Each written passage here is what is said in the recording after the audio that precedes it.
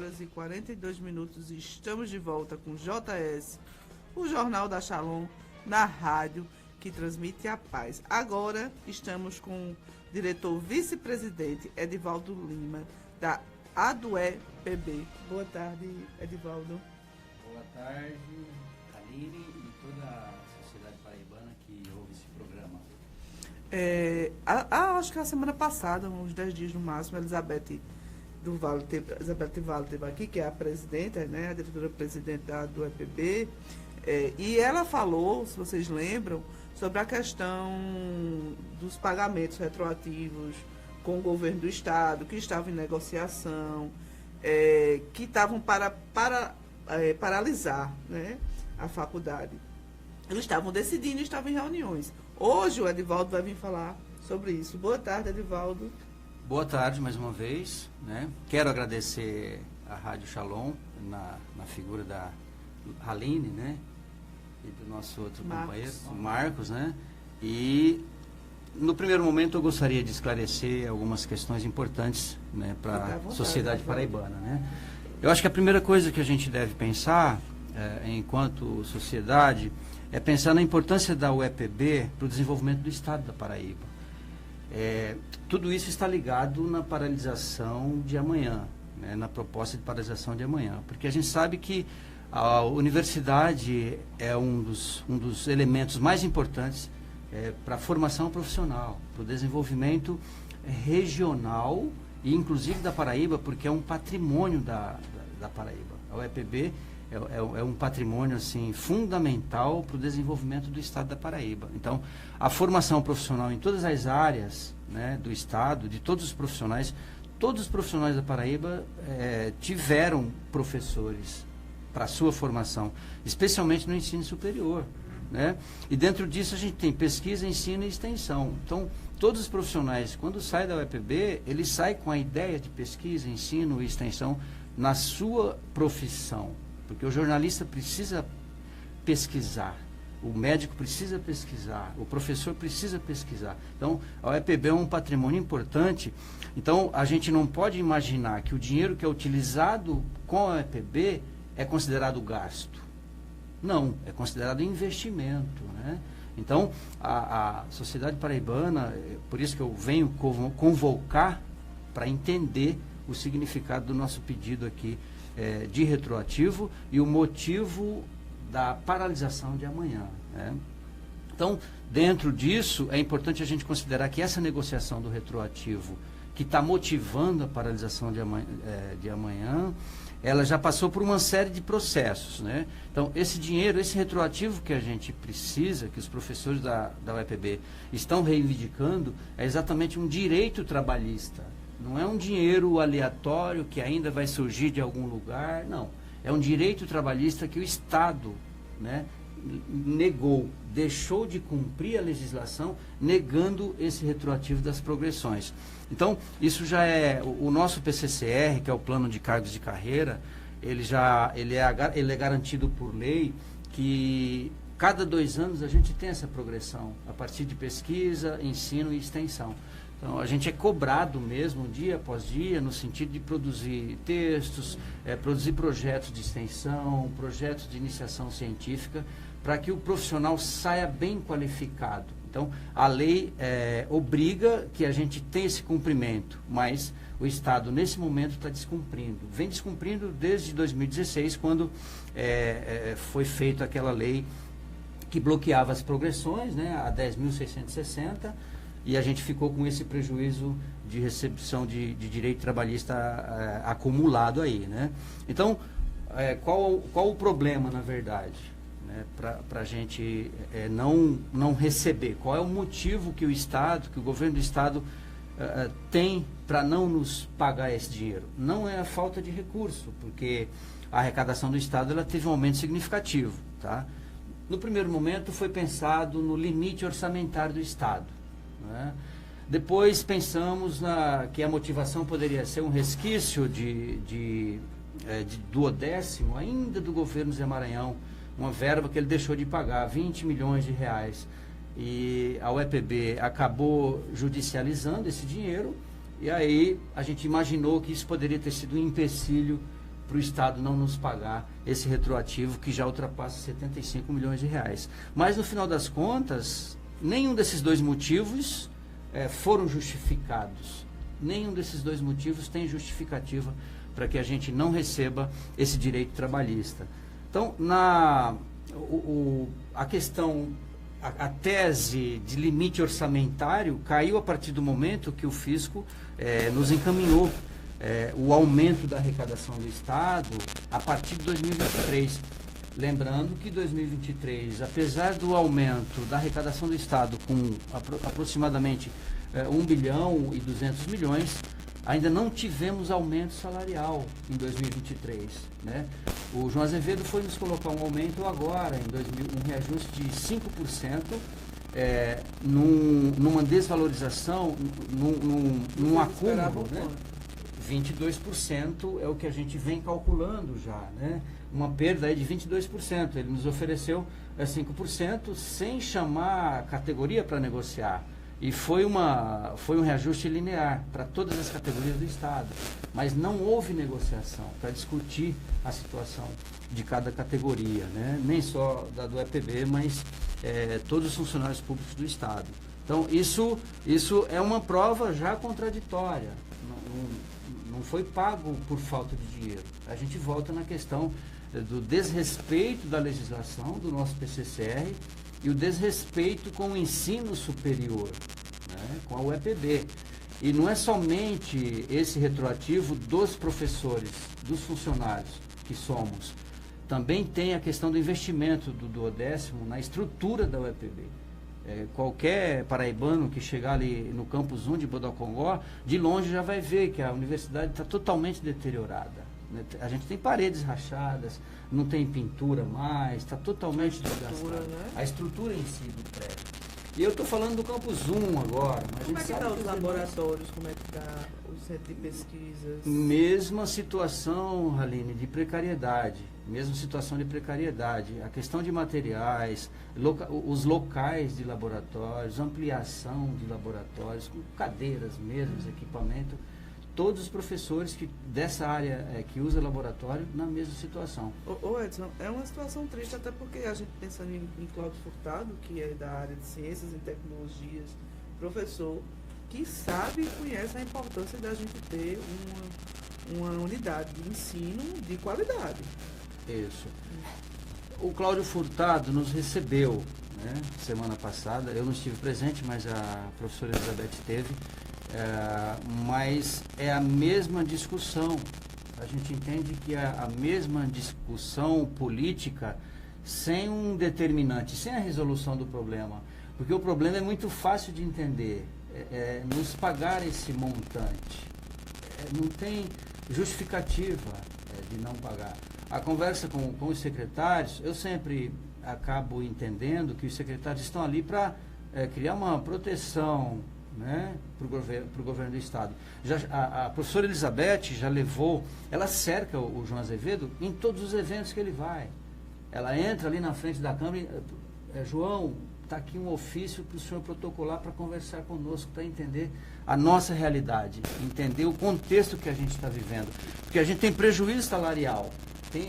O nosso salário ele tá com esse prejuízo de 22% acumulado e ainda tem as progressões que não recebemos. É muito fácil entender o problema, mas ele disse que está com a agenda corrida. Minha agenda está muito louca, está muito corrida, professora, tenha paciência. Mas assim, há uma desculpa plausível, porque assim, vocês sabem que tem dinheiro. Se não fosse dinheiro, a gente saberia que eles iam tentar convencer vocês que o orçamento estava muito apertado, que não estava batendo a folha, mas se há dinheiro, qual é a desculpa que se está dando para vocês para não estar adiando essa negociação? Isso, na conversa com o Gilmar, que também foi fiscal do Fisco, o Gilmar é secretário da Secretaria de Desenvolvimento do Estado, se não me engano, e de Planejamento, Administração, e ele falou, olha, muito bom esses dados que nós temos, ou seja, houve um aumento sim na receita, né? Aí eu um pouquinho mais, né, insistente, falei, mas por que não pagar? Qual é o motivo? É falta de agenda com o governador. A gente ainda não se reuniu com o governador para discutir esse assunto, mas a gente se comunica. Eu vou mandar uma mensagem agora para o governo do estado dizendo que recebi a do EPB. Tá, recebeu a do EPB e parou na água e no cafezinho, né? E no bate-papo, na leitura política da questão, porque eu entendo, Haline, e todos que estão nos ouvindo, que eles politizam todas as situações, mas um direito trabalhista garantido por lei não pode ser politizado, não pode ser um instrumento político para a progressão individual do político, né? O Brasil tem muito isso. Qualquer leitura que você faz a partir de dívida trabalhista, de problemas com a classe trabalhadora, ela é politizada, a princípio, pelo político. Mas o trabalhador precisa do dinheiro. Ele tem que abastecer o carro, ele tem que comprar comida, ele tem que comprar roupa, ele tem que exigir, pagar aluguel. Ele tem que ter uma via de escape, ele precisa se divertir, precisa ter um hobby. Sim, né? A gente não quer só comida. A né? gente, quando fala de trabalhador, a gente só coloca a parte ruim, que Isso. faz parte. Mas a pessoa também tem que viver. Exatamente. Faz parte do desenvolvimento. Às vezes eu penso, conversando com os colegas, que na cabeça do nosso querido governador não existe inflação. Né? Mas se a gente está com prejuízo aí de 22% no nosso salário, tá deflacionado, ele está desgastado pela inflação, porque o tempo passa e a mercadoria é corroída, né? O preço dela aumenta, é desvalorizado, né? O salário desvaloriza em função da mercadoria, e essa mercadoria é o que a gente tem para sobreviver. A gente vive da troca, né, de dinheiro por mercadoria, mas existe uma inflação que o nosso cotidiano está ficando insustentável. Qualquer professor da UEPB que você fala isso, mesmo a nível de doutorado, pós-doutorado, como é o nosso caso, da maioria desses 812 professores, eles vão dizer que o salário está totalmente assim defasado, né? E são 22% nesse cálculo que a gente fez.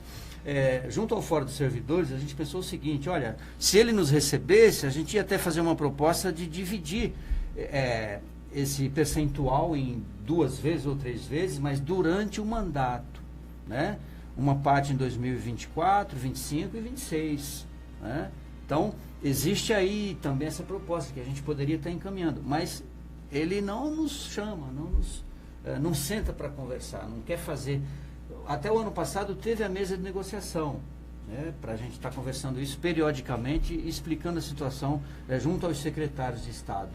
Mas não houve avanço, Eles não se permitem entender essa questão, que é uma questão de salário, de comida na mesa, de roupa, de aluguel, de combustível. Né? Eu moro em Cabedelo e venho trabalhar em Campina. Eu tenho o gasto aqui em Campina.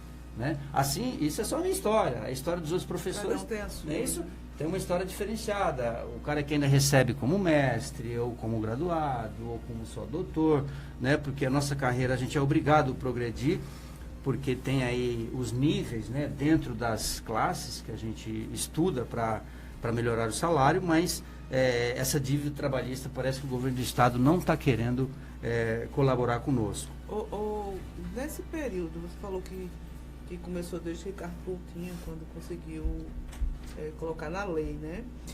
Vocês fizeram já quantas paralisações? Essa está sendo a primeira, se não me engano, né? Porque a gente apostou no diálogo, né? A gente vem apostando no diálogo. Nessa minha gestão, a gente apostou no diálogo para não precisar paralisar, para não ter um indicativo de greve. Mas a gente nunca teve medo de se preocupar com isso, porque se precisar ter greve a partir desse comportamento do governo, a gente vai sugerir a categoria, porque quem constrói a greve é a própria base, não é a direção, né? Se a categoria decidir, a diretoria apenas tem que formalizar isso, encaminhar e fazer que aconteça essa postura de greve. As paralisações, eu não tenho dúvida que é um encaminhamento de greve, né? Então, os ofícios que a gente encaminhou para os secretários, todos eles indicavam, né, que poderia ter a possibilidade de greve nesse momento ou até um momento posterior.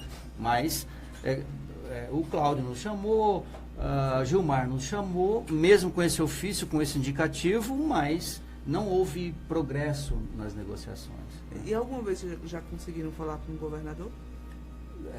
Na minha gestão, não conseguimos, ele nunca nos chamou. A professora Elizabeth já entregou, me parece que 3 ofícios publicamente, né?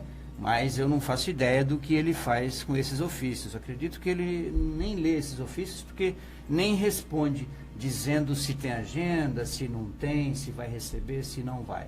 Os secretários, sim, até nos receberam, mas a gente perdeu um pouco, assim, na minha leitura, da confiança nos secretários, apesar de ser, a gente sabe que secretário é governo, mas quando esse discurso se torna eminentemente político, sobre uma causa de direito trabalhista, que é uma causa legal, uma garantia por lei, a gente vê que está sendo politizado. Então, não faz mais sentido esses encontros com secretários, né? O ideal seria realmente uma mesa, né, para a gente fazer o debate junto ao governador. E sair de lá já com uma resposta. Exatamente. Né? A PGE hoje também tem um envolvimento grande nessa questão nossa, além das outras 2 secretarias, Tecnologia e Administração, né? A PGE também faz parte desse processo, mas nem nos respondeu, né? A Elizabeth às vezes manda um WhatsApp para o procurador, ele só responde, oi, bom dia, mas não diz que está protocolado um ofício solicitando uma reunião para reabrir uma mesa de debate, né, de negociação. O secretário da Educação, inclusive, está recebendo muitas críticas, né, não só da parte de vocês, mas inclusive das escolas estaduais. Isso. Mas a gente vê que desde sempre, Haline, a questão da educação, ela sempre se serviu de trampolim para a progressão política, né, para a eleição. Então, educação e saúde, né? Isso. São 2 áreas extremamente, engraçado assim, complicadas, trampolim as que mais têm dinheiro. Exatamente. São as que mais têm problemas. Exatamente. Então, todo mundo tem interesse no dinheiro da educação, né? Mas na não prática investir, em si, né? Exatamente, né? Então, não é gasto, né? Educação é investimento. Desde o ensino fundamental, né?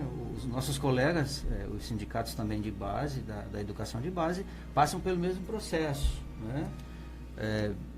Tentaram negociações, mandaram ofícios, fizeram paralisações, etc. e tal, mas a resposta sempre é paliativa, não é negativa, né? Ela é sempre paliativa para anestesiar ali a coragem dos colegas de irem para a rua fazer a mobilização, né? Vai paralisar geral? A princípio, sim. Amanhã a gente tá com esses atos aqui em frente ao escritório do governador, ali na Benjamin Constant, né, na Estação Velha.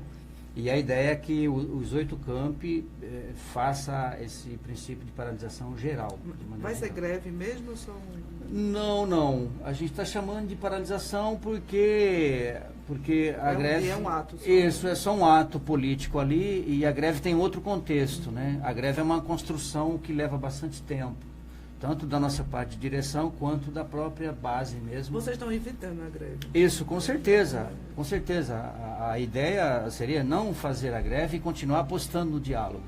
Tanto é que a gente deliberou na última Assembleia esse contexto, mas os professores não estão mais sustentando, a paciência esgotou. Né? A grande maioria ali na Assembleia estava questionando, né, por que a gente já não entrava com indicativo de greve. Mas a greve não é de um dia para o outro. Ela tem que ser primeiro construída. Né? A gente tem que construir as bases nos 8 campi da UEPB, junto à reitoria, né, nos departamentos. Há um prejuízo, né, professor? Com certeza, com certeza. E a gente sabe, né, que essa altura do semestre, o estudante que está ali hoje concluindo a 2ª unidade, se tem uma greve deflagrada, o prejuízo é enorme para esse estudante. Né? E a gente tem uma preocupação muito grande com o estudante, né, paraibano e com a sociedade paraibana como um todo, porque a importância da UEPB é fundamental, a existência da UEPB é fundamental para o estado da Paraíba, sim. Qual é essa defasagem, professor? salarial, você fala 22%, né? 22%. Aí o reajuste foi de 5%. Né? Foi de 5%, tem em torno de 17%, e era esse montante que a gente gostaria de, pelo menos, parcelar junto ao governo do Estado. Né? Seria, no caso, esse o acordo que vocês queriam? Exatamente. Parcelar os 22%. Exatamente. Isso aí a gente decidiu junto ao Fórum dos Servidores para todas as categorias, porque o reajuste foi linear. Né? Então, mas também caberia a do EPB. Né? Conversando Quais são com as categorias? Nós temos o Sindispol, Sindifisco, são 32 sindicatos. Né? Eu não arriscaria dizer o nome dos 33. Né? São bastante. A CERDER, que é o pessoal do DR, né? O pessoal da saúde, né? Todas as áreas do Estado da Paraíba, né? Todas as categorias de ensino, todas, da faculdade. E segurança também. Segurança é uma situação extremamente calamitosa, né? Então...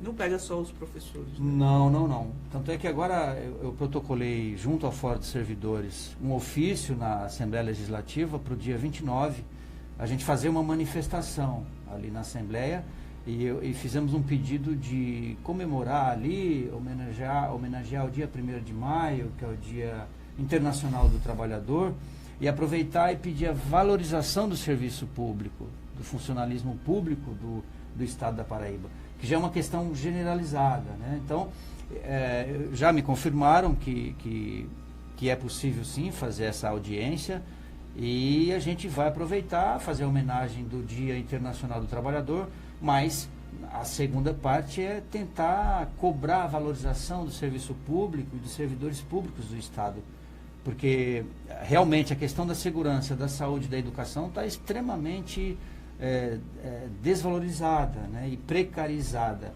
Desde ambiente de trabalho, falta de estrutura, nós não temos sala de professor na UEPB, né? Os laboratórios também não funcionam, computadores. A gente tem coisas básicas, o computador mínimo, hoje em dia, né? Mínimo, claro. Ventiladores em salas que não funcionam, né? A própria estrutura das reitorias estão funcionando em outros lugares porque houve rachaduras em parede, né?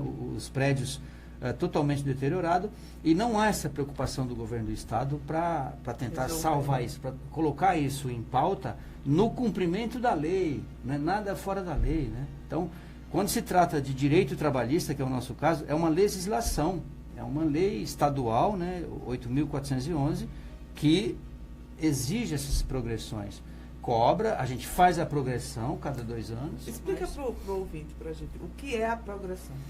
A progressão funcional, você entra na universidade com o doutor A, por exemplo, né? Depois vem doutor B, C e D, cada 2 anos, um interstício de 2 anos, um tempo. É a evolução. A evolução, né? Então, se você fizer cumprir com o que está sendo cobrado ali na lei do PCCR, com produção científica, produção de artigos, participação em eventos, aulas, confecção de projetos de iniciação científica, projeto de extensão, projetos que envolvem bolsa de estudo também para alunos. Nessa somatória, você preenche o formulário e vem uma banca examinadora para examinar a tua qualificação. Examina todos os papéis ali, comprova a pontuação, soma com as aulas, né? Aí quando a gente fecha aquela pontuação, aí você passa para a letra B, e assim sucessivamente. Aí isso são as progressões dos anos. Isso são as progressões. Perfeito. Então a gente fase, né? Exatamente. Então, 2018 a 23, a gente não recebeu esse valor, né, e das progressões. É importante, Edivaldo, explicar assim para a sociedade o seguinte: essas pesquisas, elas são extremamente necessárias para a sociedade. Isso. Né? São pesquisas assim que a gente descobre remédios, curas, desenvolvimento, né, dentro de cada função do professor. Exatamente. Né? De cada categoria. A universidade funciona com um tripé: pesquisa, ensino e extensão. Porque a extensão, a gente tem que dar resposta para a sociedade daquilo que a gente está produzindo na universidade. Um projeto de extensão, né? Numa comunidade, por exemplo, alfabetização, ou correção de solo, né?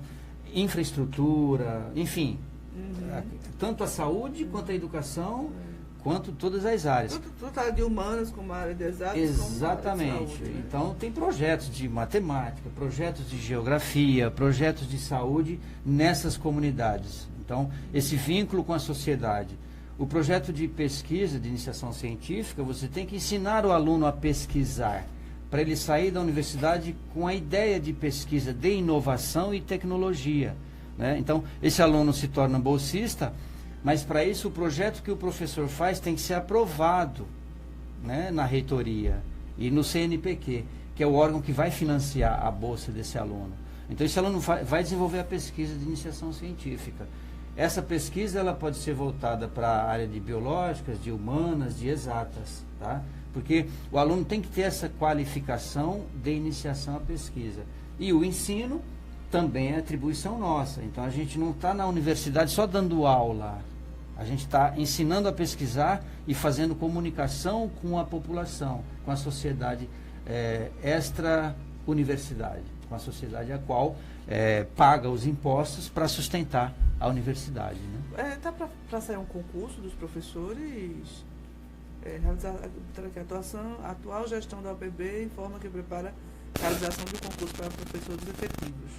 Como está a situação da carência de docentes efetivos? Isso, cada departamento, o nosso departamento, por exemplo, é um departamento de geografia, que tem uma carência muito grande de professores efetivos, especialmente porque estão envelhecendo e morrendo, se aposentando e saindo, né?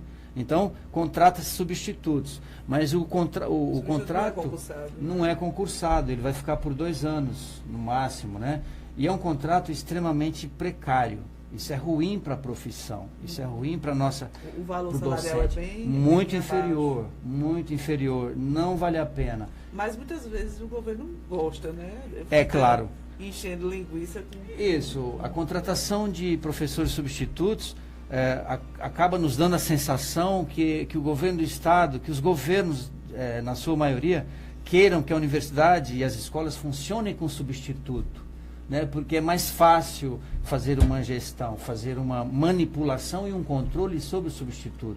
Ele está ameaçado. Para a folha de pagamento também. Né? Exatamente, para a folha de pagamento com certeza. Né? Mas a gente sabe que o Estado da Paraíba está muito bem financeiramente. Né? Então, essa carência de 6, 7, tem departamento que tem carência até de 7 professores efetivos. Né? A geografia, letras, que é o departamento da professora Roberta, matemática e outros tantos, a carência é enorme. Eu não saberia te dizer exatamente o percentual de carência, porque o meu departamento eu sei que faltam 6, né? Tem uma carência de 6. Quando vem um concurso é uma vaga, né? O último concurso é uma vaga. Você fala, então, e não é todo ano que sai concurso. A universidade não consegue fazer concurso para cobrir todas as vagas, porque não é a universidade quem cria as vagas, é o próprio governo do Estado. Né? Eu digo que às vezes as pessoas querem problematizar sobre a reitoria, mas a reitoria faz a distribuição do dinheiro que vem do Estado. Né? Então, é uma questão absolutamente contraditória. Então, isso é uma questão importante.